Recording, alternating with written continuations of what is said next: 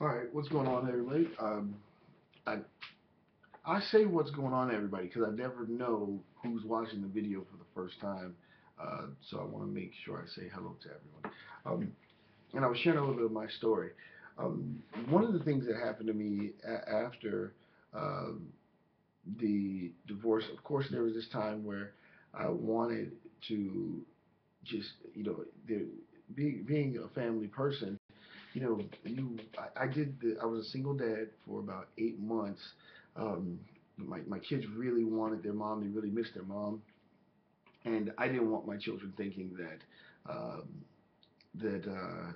I was keeping them from her because she wouldn't come to see the kids, and I didn't want to, so I ended up taking the kids to allow them to live with her because they were beginning to act out in school and they wanted to be with their mom so bad, so I wanted them to be happy, and you know that shows you the power of a mom and the children. Here I am, being a single dad, working so hard for the kids, and I'm trying to give my kids the best, and I'm doing everything I can for them.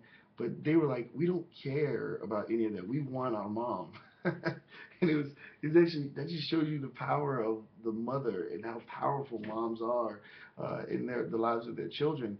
And so I let the kids go to their mom, and what ends up happening is they I got concerned about, of course, their well-being and what they were learning and the things that they were going through there because there was so much madness over there that I was just worried about what type of people they would turn out to be. And, that was tough. That was tough letting my kids go. That was very tough because I loved them so much. But watching them act out and things like that, I didn't want them to be able to see me in a negative light at all. So of course, like I said, I'm still very involved in their life. I still get to see them and things like that. But the issue is, I'm still concerned about what type of person they are. They're going to turn out to be, being that they're staying with, a family that has a completely different mindset than what is really a standard healthy mindset of a family or children or what's good for children. I was just really concerned about that. Um, so now I'm in a place where I'm completely alone, where it's just me. And when I sent my kids away, I really started focusing on, relationships and people and what type of, how do I rebuild my life? How do I start my life all over again? And the whole time I'm preaching and I'm still doing radio and all this other stuff the entire time. And it's like I'm just going and going and going to avoid being alone, to avoid the loneliness that was inside of me. So I'm doing all of this work. Of course, I love people, I love God and things like that. But now what's happened is the now I'm still putting myself in a position where I'm being kind of taken advantage of because I mean I was hurting inside and completely alone and nobody understood it and I'm trying to be strong for everybody, but I really just needed rest. I really just needed to stop, you know what I mean, and just rest. Um, then it put me in a different situation where I started trying to date again, and it was one thing after another. I'm not gonna put people on blast or talk about it at all, but it was just constantly one thing after another that would just chip away at me, and I started feeling these chips. I actually started feeling my heart becoming hard, um, and I said, wait, no, before I allow myself to become a negative person, first let me evaluate and see what's happening. What is the cause of this? And the cause was me. The cause was me. Um, the reason why the cause was me is because I was still doing the exact same thing that I did from the very beginning of why I got married in the first place.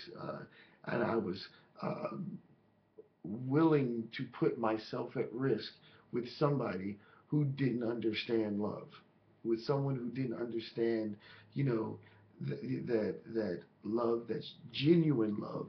You will be completely about that person. you you want to be your best for that person. You want them to experience. I was doing it over again with different friends, different business relationships, ministry relationships. I was doing it all over again, just in different places this time. And then, of course, it was just like, this, of course, this is what humans like to do. We like to go, oh God, why? Why is this happening to me? Why is this happening to me? But we never really take time to sit there and wait for an answer. Because a lot of times when you find out that you're the problem, and it's very difficult to handle that. It wasn't difficult for me to handle it because I've been the problem for most of my life. I've been the problem of my life most of my life. So it was kind of like, okay, I can see that. But for some people, it's very hard to accept the fact that they're the problem in their own life. It's very hard to accept the fact that the reason why they're in poverty is because they don't want to learn anything, is because they don't want to actually do their best, is because they don't, because they're lazy or whatever. And my life is centered around love. It is. First, I'm a minister. I love preaching the gospel, so that causes me to love people. Then I'm a people person, so that causes me to love people.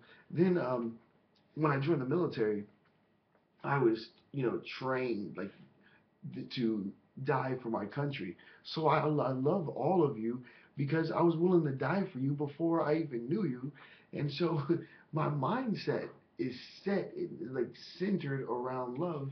And the only problem is this is a very cruel and mean world that eats people like me alive. Um, and so I had to develop a different mindset, um, and even dealing with uh, you know, several, situations of heartbreak, whether it's through ministry or a relationship or disappointment with this or disappointment with that.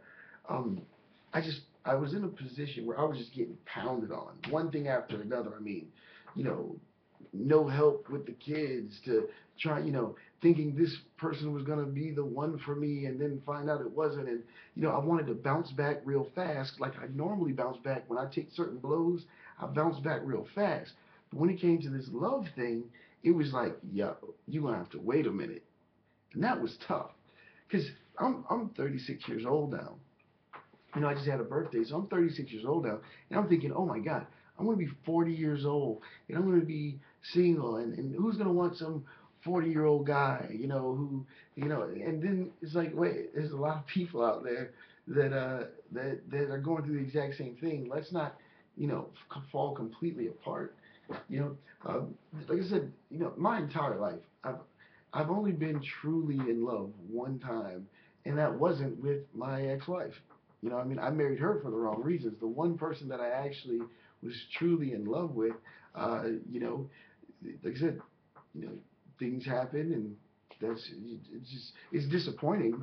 But the issue more than anything, the issue is um, I never really experienced love before.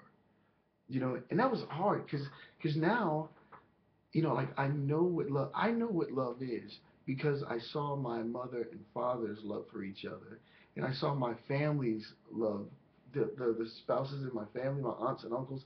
I saw the way they love each other. I saw what really good relationships look like, but I've never had one myself. And so because I never had one myself, I was like, when does my true love come? And that becomes when that's the center of your life, when love is the center of your life, of course I love God more than anyone. So then it became like, man, I'm getting punished because of the fact that I love people already. I'm a good person, and then I want true love, and it's like, no, you have to settle. Like it's like something evil is trying to make me just settle for anything. Now I did settle for 11 years and put up with a lot of crap. I put up with a lot of nonsense for 11 years. But the issue is like now I'm in a place where it's like, okay, so I've been through pure hell. Why am I, why is it still so hard to find love? Well, the reason why is because it's still going to take time. It's still going to take patience. It's still going to take the necessary process still exists no matter what. Talk to you guys on the next video.